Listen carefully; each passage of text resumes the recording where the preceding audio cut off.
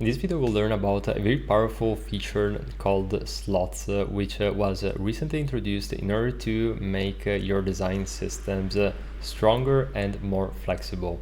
Now, this feature is in essence going to enable you to have a dedicated space within a component which doesn't necessarily need to have the restrictions that you would usually have with instances. Now, I'm going to give you a practical example. Now, we have the slots applied to the bottom section of this page, while the rest of the page is essentially a component. Now, this is actually an instance. So you can see that the very top element is an instance which is included in this bigger component. But if you go one layer deeper into the main wrap, which is all of this section here, you can see how we have this element, which is the slot element.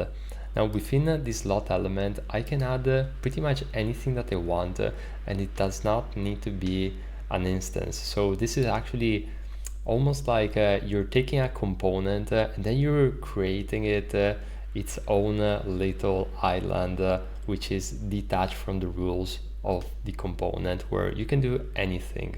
So this is going to give you more flexibility because you can pretty much work and adjust everything as you would like in a very easy way.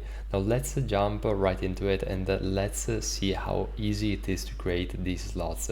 So what I'm gonna do is I'm going to create a rectangle right here. So let's assume that this is going to be the main section that and we're going to create a component out of this rectangle. So I'm going to right click, create a component, and now in order to make this a slot, you simply want to select it, and you're going to right click and you can see this option, wrap in new slot.